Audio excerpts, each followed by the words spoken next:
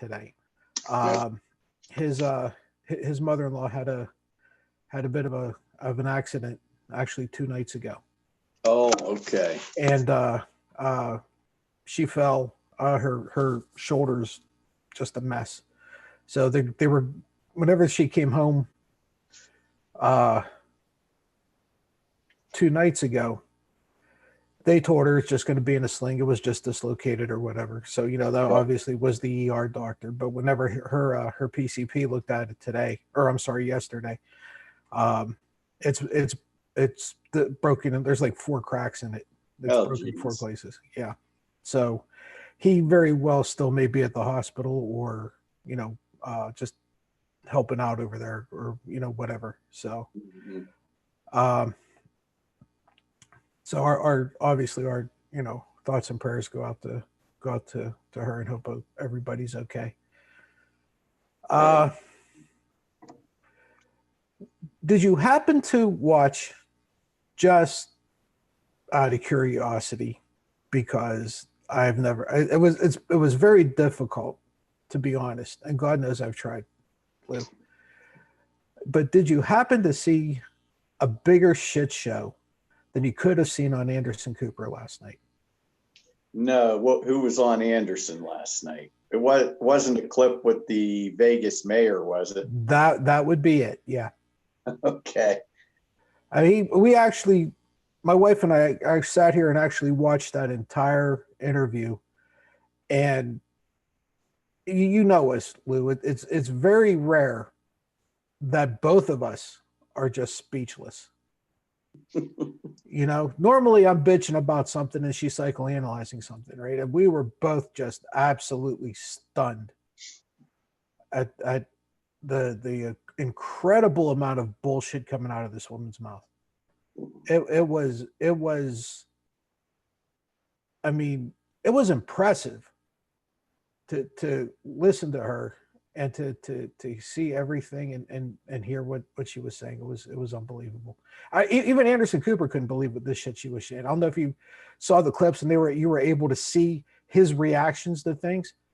Only thing I saw was like a face palm or something of him. I didn't have a chance to listen to the clips. I guess there was a somebody, probably CNN, because believe it or not, they get pretty good at this YouTube thing, and they showed him like immediately the after the interview, and he's literally, they fix their papers, they fix their papers, and he's fixing his papers, and he's actually doing this. He's actually. I think Frank's trying to get in.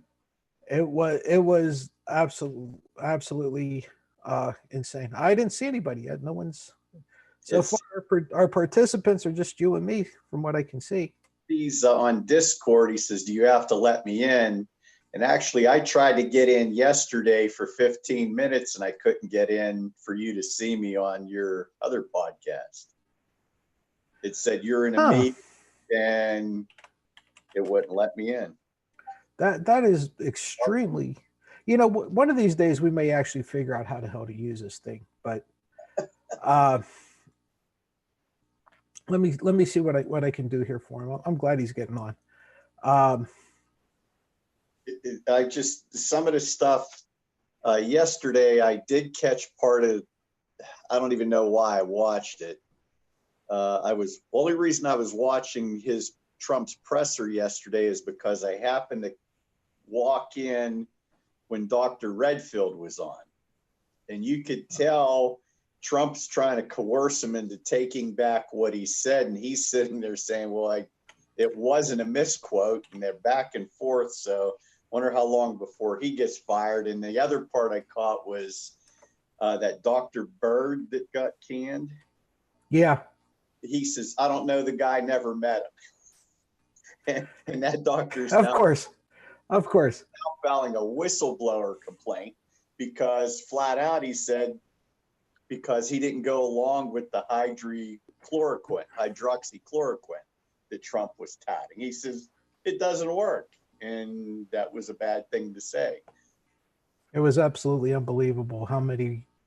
I really don't know if they're conservatives or red hats that I work with. And one of the guys was spouting this thing like crazy, like this hydroxychloroquine. They're using it. It's working. They're using it. I don't understand what the problem is. And I'm just looking at this guy like, you got to be out of your mind. They found that it killed more veterans at some of the vets hospitals using it than if they didn't use it. Absolutely unreal. Hi, Frank. Hey, Patsy. Hey, Lou. How you guys doing? Hi, Frank. Good. Before we go on any further, what's the latest? How's everybody doing over there?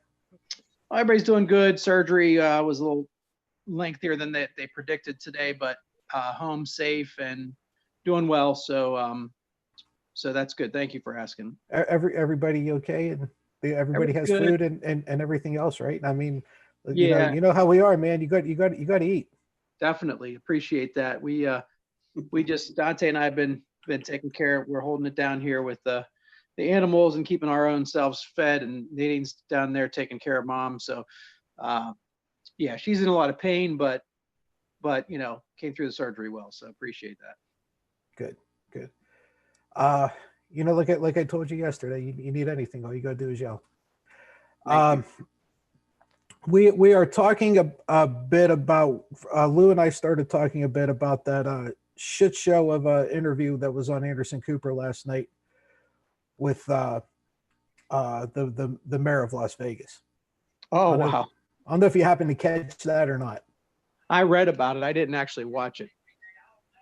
It was, Frank, I mentioned to Lou, it's very rare that both my wife and I are absolutely stunned. Absolutely stunned. Right? I mean, we're literally looking at the TV with our jaws on the floor. Like, you've got to be, and give Anderson Cooper a hell of a lot of credit, because I don't know how he just didn't absolutely lose his mind. I really don't. I mean, this guy's a true professional. What did he do? Well, he a couple of times, and I'm not going to get into everything that they had said, because I'm probably going to screw it all up. But they said he said, so basically, so you're saying yada yada yada. But one of the things that she said was she had offered to be a test. They're like a petri dish. They want to be a petri dish for the country. And he said, I mean, his eyes just got big, right? He was like, so you actually volunteered your citizens to be a test, to be guinea pigs? And she said, you're no, don't put words in my mouth. He's like, you just said that. It's like, you literally just said that.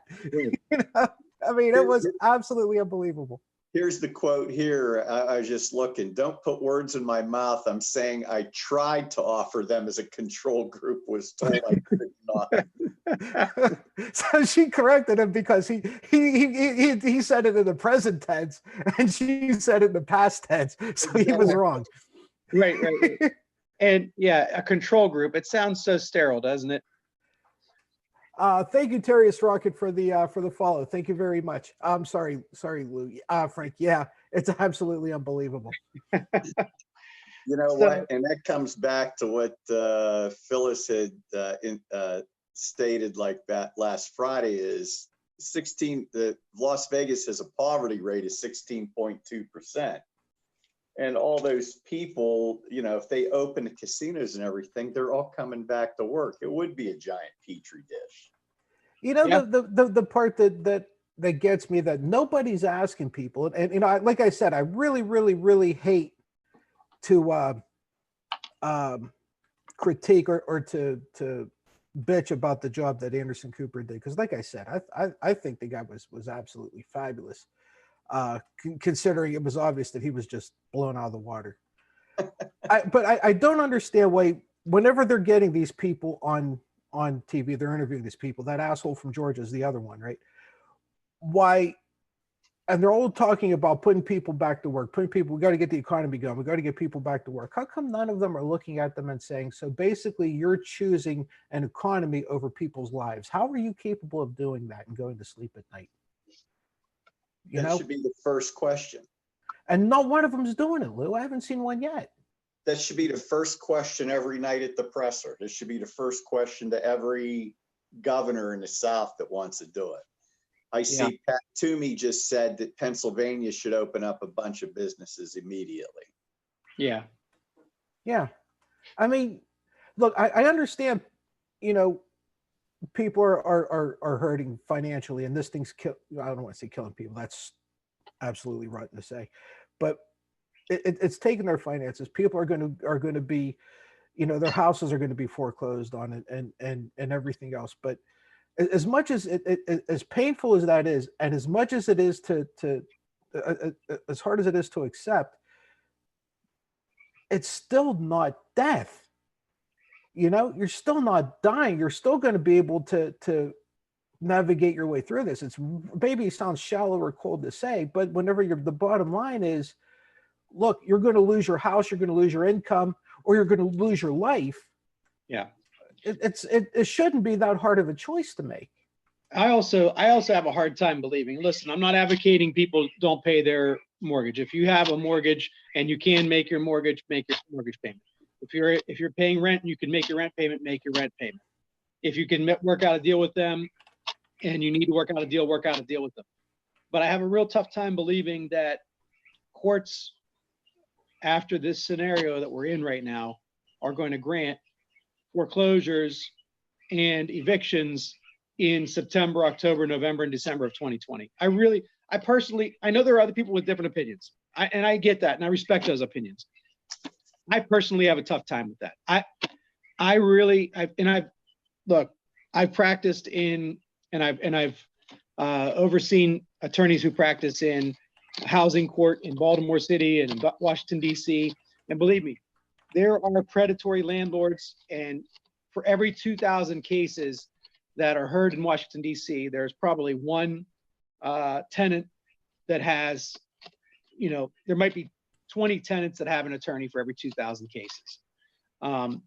So I understand it. I get it. But I'm telling you that the judiciary is going to be hard pressed to grant evictions and foreclosures in September, October, November, December of 2020. It will be such an outcry. There will be it will cause too many problems, repercussions that nobody wants to see. Homelessness will prevent people from keeping a job. The economy would be hurt so bad by that if that happens in a massive wave. And believe me, the judiciary, people that sit on the bench understand that. Not everyone, but a lot of them understand that. And I just don't see it happening, man. I just don't see it happening. I don't. I really don't know how these folks are so just nonchalantly and without giving it a second thought able to come and make these statements and these stances like this. I just do not understand it. I mean, I practice violence for a living, you know. Yeah. This is how I do things. This is where I made my name, whatever name that is, right? Is it, you look at the things I've done and everything. I can't imagine being so nonchalant about somebody's well-being or somebody's life, whether I know them or not. Right. I don't understand how they can just dismiss life like this. You know what? Go ahead, Lou. I'm sorry. Oh, sorry, Frank. And it comes down to what you said. They should be asking economy or life. What's more important? Because when you think about what was Mnuchin's comment a week ago, well, 1,200 should last you 10 weeks. What? Oh, yeah. You didn't see that? No. $1,200 should last the people out there 10 weeks of living. Where is he? You know, there's a guy that his checkbook probably has more than, you know, half the town of Newcastle's checkbooks combined. And, you know, one of the statistics is what, 40% of Americans can't afford a $400 emergency expense. This crisis is bringing to light how bad the inequalities are. I saw something where, is this going to be a good time for those essential workers, all these low paid people that are working now? Should there be a national strike and be supported by everybody for these people? The one thing I'm really looking forward to, I'm really looking forward for the next time some asshole decides that one of these folks aren't worth $15 an hour. Yeah. I'm waiting for that one. Yeah, for sure. It's crazy. And that's so out of touch. Those people are so out of touch that, like Mnuchin would say, that $1,200 should last people 10 weeks. And I want to go back to my point. I do think that landlords and banks will try to foreclose and try to evict people. That's not my point. But I was also around after the 2009 crisis, and I saw how attorneys and judges, once they were educated about what was going on, stopped a mass eviction rate from happening. There were evictions filed. There were tons of evictions that were going on. And when the attorneys jumped in, it stopped that process. I have to think that a lot of those same judges are still sitting on the bench, and those same attorneys that were fighting those battles back then are still around. I do think that, they'll have to fight the battles, but I just know that, look, you can't keep an economy going with 20 or 30% of the population being homeless. You just can't. So, Mnuchin being out of touch, there are others like him that are out of touch like that, but I've got to believe that there are people that run the economy that understand that. Like I said, don't stop paying your bills, don't stop paying your mortgage because I'm saying this. The governor from Georgia, going back to your original point with the Las Vegas mayor, Trump kneecapped him yesterday. What do you think about that? It's typical Trump, right? Without a doubt. It's typical Trump. I no longer need you, so I kneecap you and I throw you away. Yeah.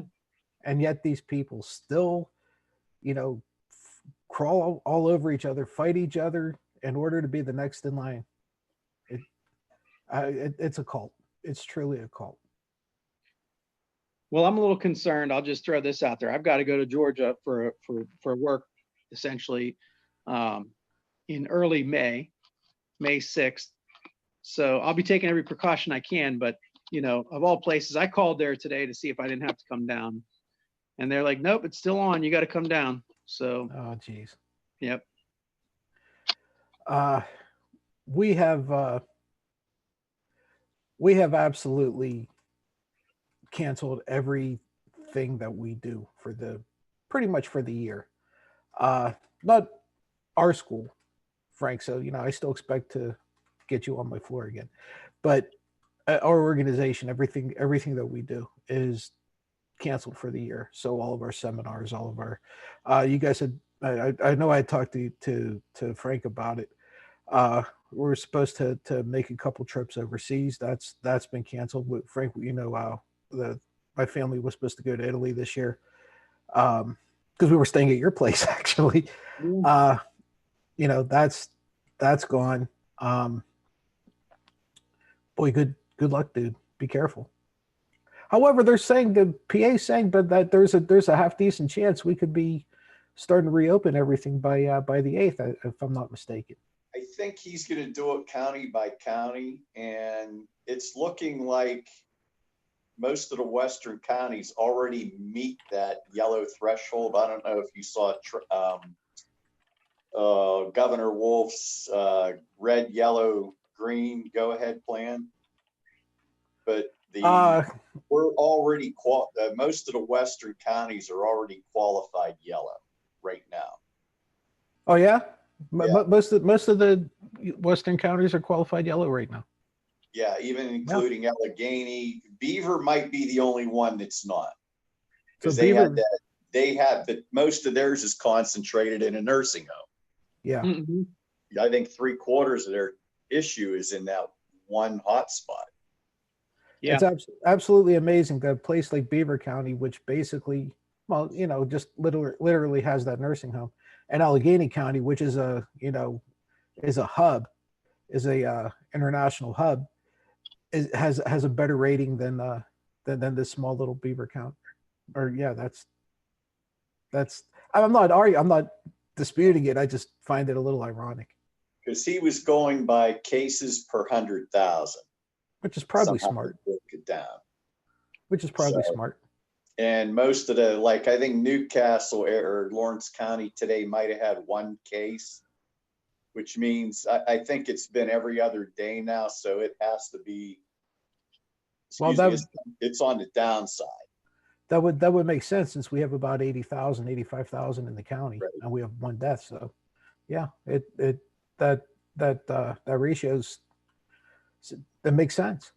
Mm-hmm. So I want to ask you guys what your thoughts on this. I'll set it up a little bit with you. You know, I think we all kind of fall into a pattern of saying, you know, from a young age and even through, you know, our middle age and when we get into the older age, we always believe that what we are personally experiencing is, you know, I mean, I'll just say this, like, you call your friend over in Philadelphia and, you know, we just got like 6 inches of snow today. Oh, really? Well, we got 8 inches of snow. It's, you know, it's much worse over here, you know, than what you got over there. You know, that kind of thing. Is it today's world, because of COVID-19, which is a novel virus, is it really any different than the Spanish flu? And my ultimate question is this: life progressed after the Spanish flu. It took time, but things returned to whatever the normal was, and there was a normal life that we all lived after that. Do you think that at some point in time, when time passes, that it won't necessarily be a new normal, it'll just be society, because human beings are what we are? Do you think that that will be the way it is, so to speak? Go ahead. I think it's going to take years, seriously, for a lot of people to, you know, go back to what they think is normal. And I'm, you know, my habit all the time when I see a friend is a handshake or a hug or a relative. You know, I think you're going to have to get used to the fact that some people aren't going to want you near them. Not that they're being disrespectful, but, you know, things like that. I mean, we talked about it the other day. As soon as they open these restaurants, are you going to go back for a sit down right away? Or are you going to wait? I could see, you know, I'm on the road on and off going to see customers. I have a habit, if I have appointments somewhere, I'll just drop into places on the blind, drop something off. That may no longer be a normal. They may have all the front doors locked now. Right. It was getting to that because of security anyhow. There's a lot of businesses just flat out locking the office door now. Yeah. Yeah, we're like that. You know, we're not letting anybody in the building at all. We're not even letting other employees in the building. You know, we have three buildings, and you're assigned a building because we spread everybody out. So if one department or somebody in one department goes down, that whole department doesn't get shut down. So we spread everybody out, and we do not go to other buildings. Now imagine being an engineer, you know, and having to go to see another building to see how something or to inspect something because a customer sends a rad back or something, and they're like, hey, this is defective, and your quality department really can't see what's wrong with it, so they call you, and basically they're taking pictures now and whatever, or they're you know, putting it on a delivery truck and getting it sent over to your place, and then you're basically FaceTiming each other trying to figure out what the problem is. So we don't even allow, you know, other employees in our other buildings.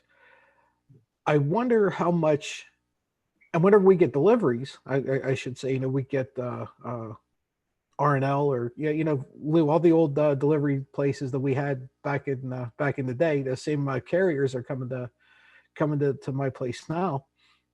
Half of them are you know, ringing a doorbell and letting us do all the work. Half of them are the other half are just literally just dropping things off, like outside right on the dock. Because, you know, if it's nice, we have the doors open. They just kind of leave it there and go away. UPS, those guys got to be crazy. They got to be insane with all the hoops they have to jump through.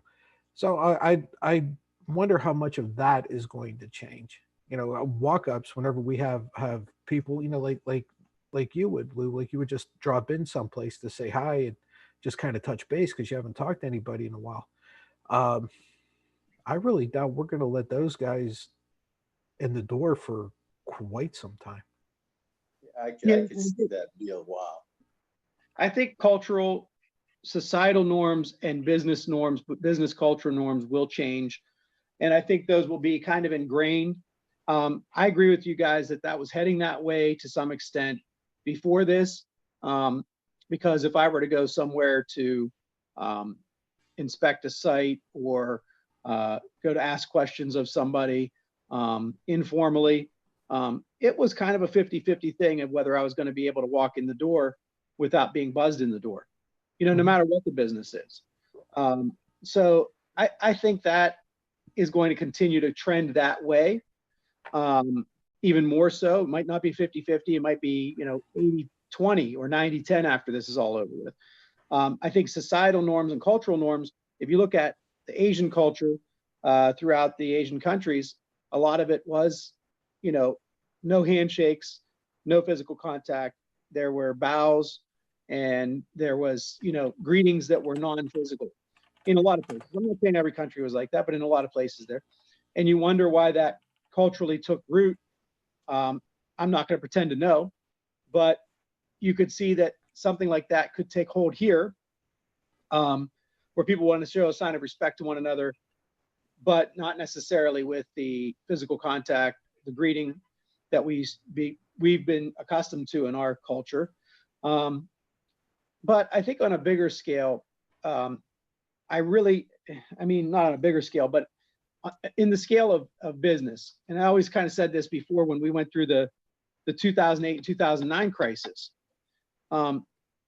People still go to the store. People still go buy groceries. People still go buy necessities. People, when I'm up at, you know, in Union Township to go buy stuff at Walmart or whatever, that we rarely go there, but when we go there because we have to, the whole Lowe's parking lot is still full of people.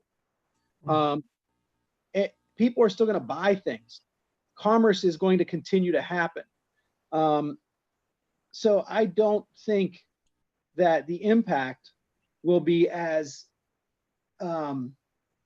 long-lasting or as devastating to the economy as what the doomsayers who say if we shut down the economy, if we shut down things for a couple weeks or 3 weeks or a month, it's going to have this negative effect that's never going to recover. I don't believe that for 1 second. I think we will recover. I think that, you know, consumerism is still such a huge thing, and it's not going to stop because of this. No, I think you're right, Frank, and I think a lot of what you're seeing are people who are demanding that the economy open up or whatever, like those idiot protesters, because not because they're really afraid of anything about businesses going under. I don't think that's the fear. I think what's driving it most of all is they are simply inconvenienced. I really do. I think that this truly shows privilege, right? And how it affects people. I don't think it's, you know, there was that one idiot that Frank was on our that you and I talked about on the audio pod last week or the week. It was the week before, I believe, whenever they were in Michigan. And he was talking about his landscape business going under. Remember? And it was like this has been a family thing forever and ever and ever and ever.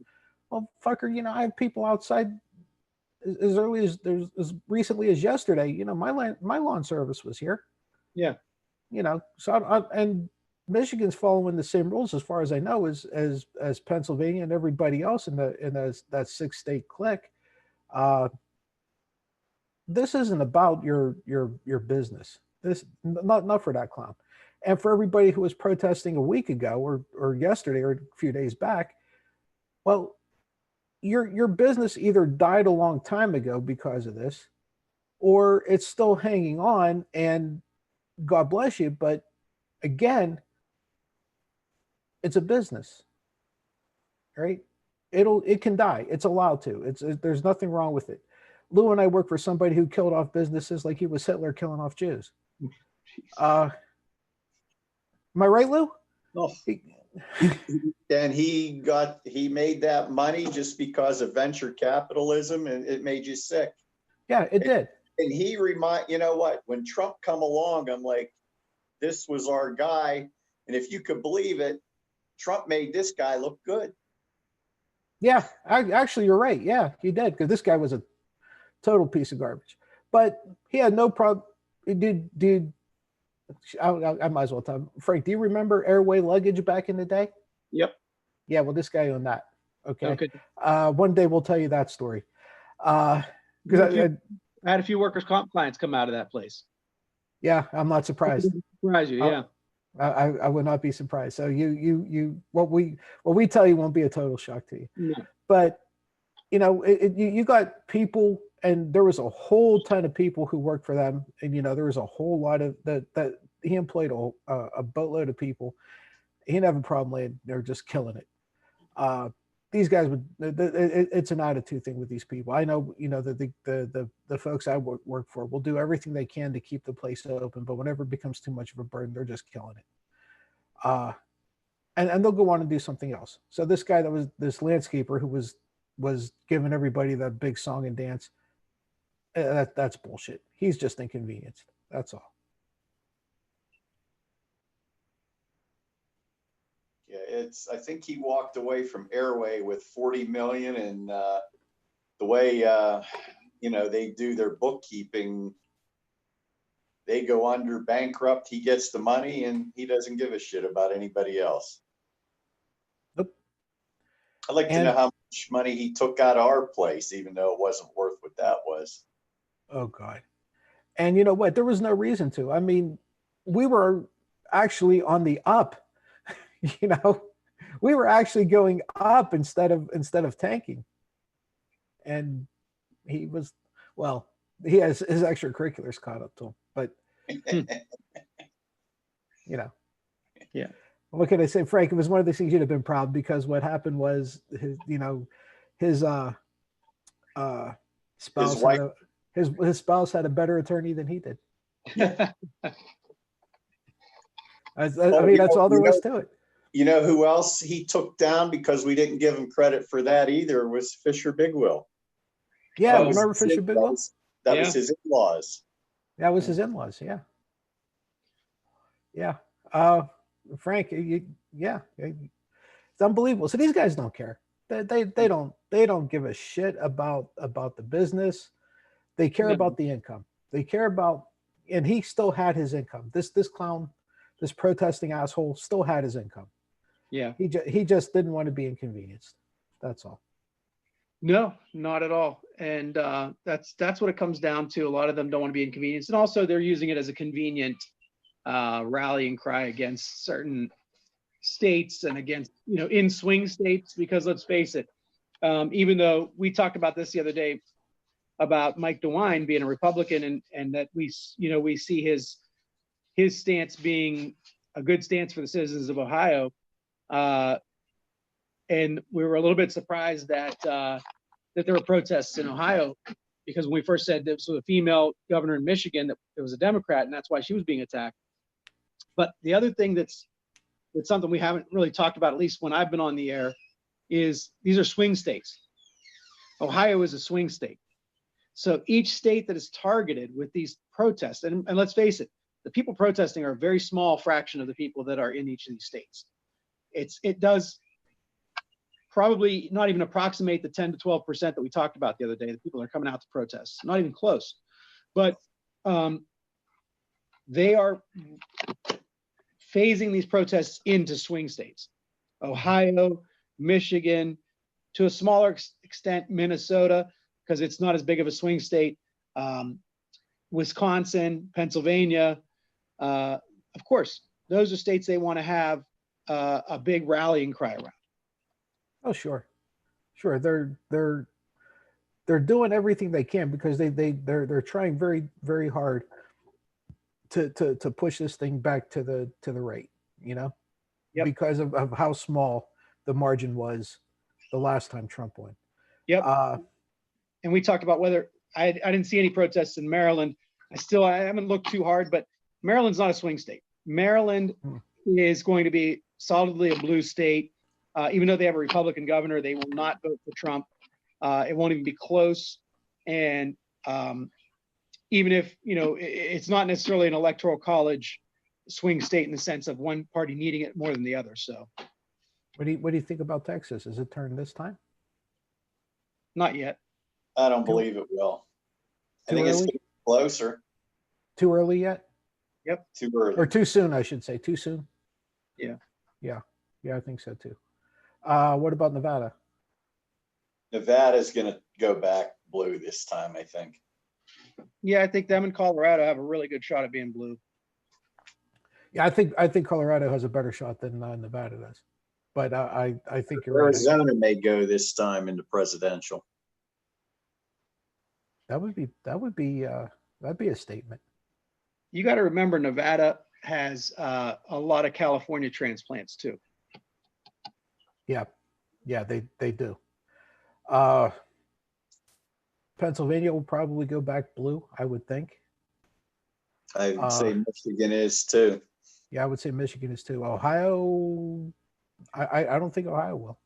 I think after you get outside of Cleveland, I think it's as backwards can be. Cincinnati's a toss up. It won't go strong enough blue to make a big difference. Columbus is an insurance capital city, which is always a Republican stronghold. But you've got Toledo and some other communities outside of Toledo. So that beltway between kind of Toledo and Cleveland, and then down into Youngstown, there can be, a strong Democratic turnout there. Youngstown, unfortunately, went pretty strong for the Youngstown area, went strong for Trump last time. But I think. Go ahead, Lou. I'm sorry.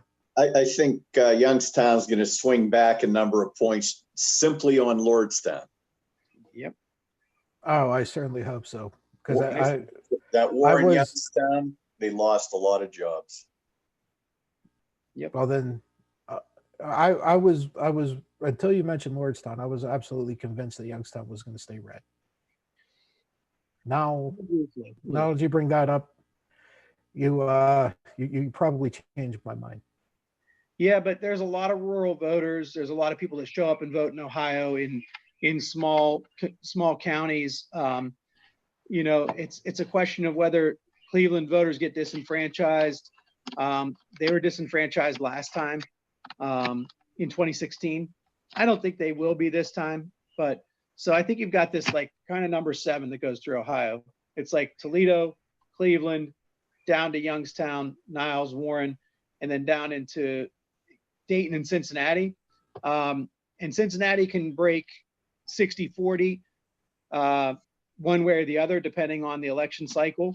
50-50. Dayton is usually a Democratic stronghold. So, we'll see how it goes. Do you think that this mixed messaging that Trump is and everybody is spewing is going to have any effect on the election,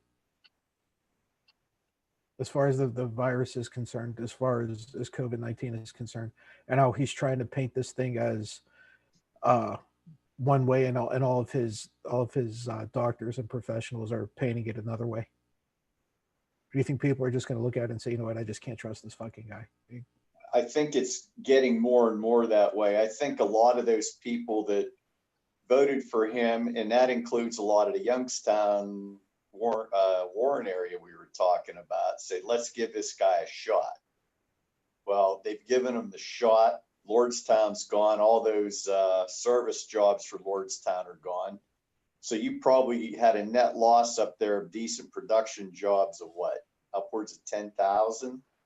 I think whenever you consider all of the car plants and Packard Electric and all that, yeah, right. Or I'm sorry, seat plants, yeah, you're probably, you probably had a 10,000 loss up there. You figure a lot of those are swinging back, plus all the families. You're going to have you're going to see those counties, and if you could get the vote out with a good VP for Biden, you may see a resurgence in voting in Ohio that could draw it pretty close. Boy, that VP pick is just enormous this time around, isn't it? It's I just heard you can so pick important. within a week. Well, I think he pretty much already has it figured out who he wants. Well, he had a didn't he have like a task force or a committee looking into it? But I think he pretty much knew who he wanted. Yeah, I'm pretty sure. So Yeah, I don't know. I think way early on, if you remember, he thought that he'd like at Stacey Abrams. Whether it be her, I don't know. Because she's sitting out there without affecting any Senate races or anything like that. I still don't. I mean, the last time I saw anything about her, she said she had no interest in doing anything. Now, that was quite some time ago. Things may have changed. Right. And then you have Kamala Harris. That's still, that's still my pick. But I boy, would like, she would be a great AG though. Jeez, oh man. oh, no doubt she would. She'd be a strong VP or a strong AG. I think the thing about her that's great, in addition to just her intelligence and overall likability, is she's already gone through a cycle of vetting, through the primary, and so there's not a lot of nationwide surprises that I think are lurking around about her. Early on they attacked her. You remember they attacked her in the primaries with her record on crime and her record on how she got into prosecuting cases and things like that. So that's old news. You can bring it back up again, but she's prepared for it now. Stacey Abrams, on the other hand, has been vetted in a Georgia race, but not nationwide. So it's a little bit of a wild card there. So I think the safer bet between the two of them would be Kamala Harris. But either of them would have a lot of appeal initially. So as long as there's a good vetting done on Stacey, that would be good. The other, I guess, thought would be one of the Midwestern national politicians, like a senator or a governor. They talked about possibly Gretchen Whitmer, and that's why they think that she was really under attack from the Davos money. That they think that they wanted to really, attack her right now and try to make her not a very viable VP candidate. Because there was some talk about, since she was from Michigan, she would really help win Michigan, Wisconsin, Minnesota, all those states. Well, the one thing I keep going back to is all those Russian bots were after Kamala Harris. They weren't after anybody else. Yeah. So, that's got to tell you something. Yeah. Before we wrap this up, there's a clip I want to show you guys. I'm not a huge Morning Joe fan by any means. But I wanted you guys to take a look at this clip. And we had talked about this mixed messaging that the admin is sending out. I want you guys to take a look at this, and just your initial thoughts. The first thing that really kind of comes to your mind whenever you guys see this. Let me see if I can't get this here for you. Let's see. Here we go. You guys can tell I did this on my PC, right? It's looking pretty smooth. Oh, it's not.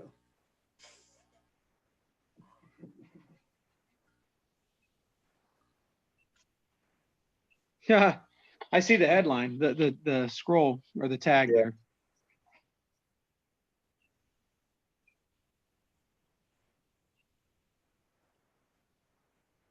Let me start it again for you guys.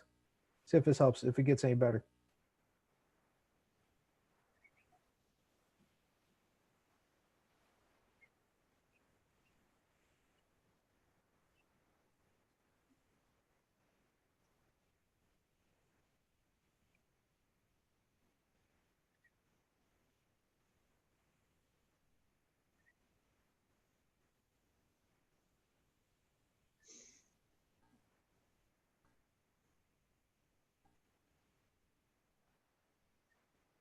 CDC doctor was misguided.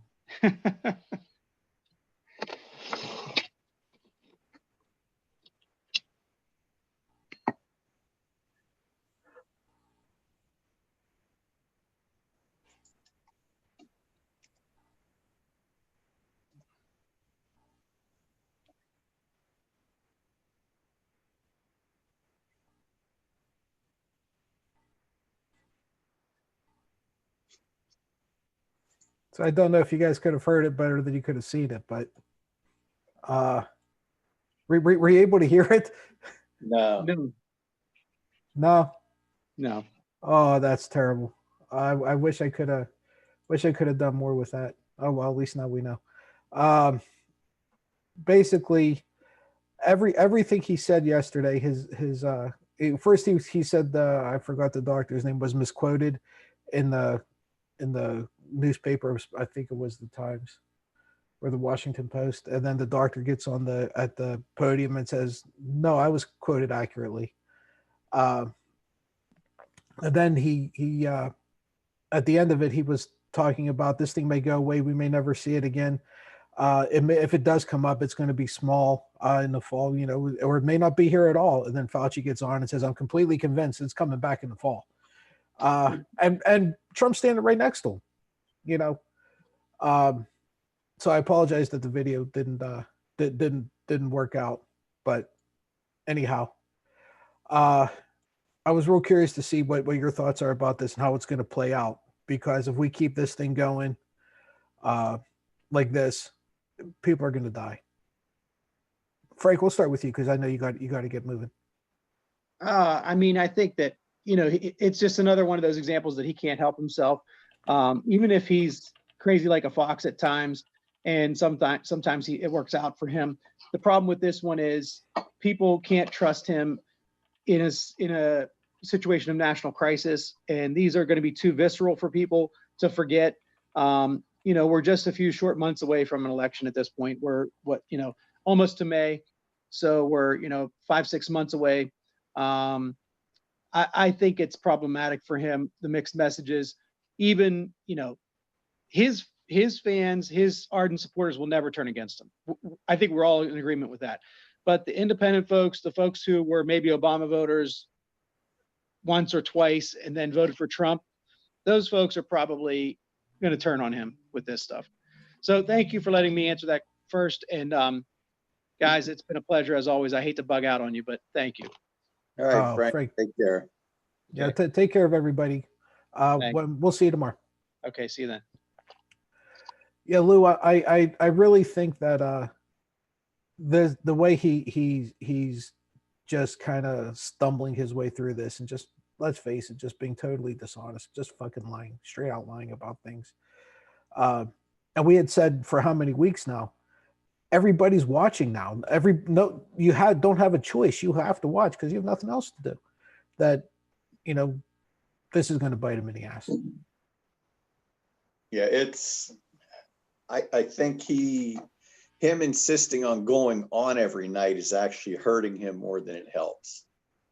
And he's had people around him telling him not to do it. Yeah, and right now, you have the blue states where it hit hard first.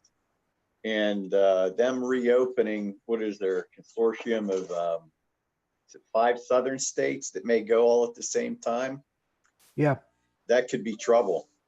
It could be trouble real quick because they're 2 weeks behind us down there. And you know what? That 2 weeks we saw it was real big in what happened here.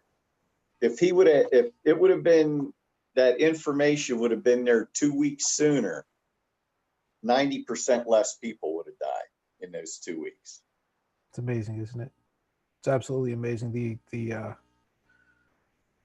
just the shit show that this place. Oh, by the way, that Southern State clique, I'm just going to refer to as the Legion of Doom from now on. Because that's basically what it is. They're just more people are. If you think a lot of people have died now and could have been prevented, and you're right, I'm not arguing with you. Whenever these shitheads get together and decide they're just going to reopen everything, it's gonna get worse. But the death rate that we saw could actually just not even be close to what's coming, and simply because of these assholes. And they're less equipped down there with hospitals than most of the metropolitan areas that currently are handling this. Did you happen to see Cuomo today? Yes, I did. With talking about McConnell?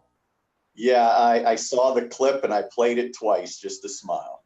I know, I did too. I did too. Folks, if you didn't see that clip, get on YouTube and watch it. Okay. I believe me, just if either of us say anything, we will not be doing it justice. It was one of the best backhanded smackdowns I've seen in politics in a really long time. And the best part is 100% true. He didn't bullshit anything through that at all. And you know the worst part, I had somebody else, I don't know if it was Nicole Wallace later, when I went up and turned it on earlier. She stated, do you realize how many red state people think they support the blue states? Yeah. I it's unbelievable, isn't it? I mean, these things are the biggest leeches there is, and they have the nerve to motherfuck the states that are paying into everything. It's unbelievable. It really is. Well, Lou, I think it's time we stick a fork in this. Right. Before we finish up though, our new sponsor got the shirt. There it is. I'm sorry, I got to get in my camera. FNX Essentials Fitness. There it is. We will have a link up for everybody down below if you're on Twitter or Mixer, or I should say Twitter and Mixer. And I'll try to get something on YouTube. I'm not very good at posting stuff like that on YouTube, but I'll give it a shot. So you will get a discount link in there. So thank you to our FNX Fitness for our first and only sponsor. So thank you guys very much, and we'll be passing that on to everybody here within the next day or two. Also, folks, don't forget, if you like what you see and like what you hear, or you probably don't like what you see. We're not the best looking things you'll ever find on. But if you like what you hear, please consider supporting us on Patreon. You can do so for as little as $1 a month. And believe me when I tell you, we need all the help we can get. So, Lou, until tomorrow, as we like to say, same bad time, same bad channel. We'll pick it up. And God knows what we're going to talk about. The news changes every 10 minutes. So, Yes, so folks, until then, stay safe. Goodbye, good luck, and God bless. We'll see you guys tomorrow.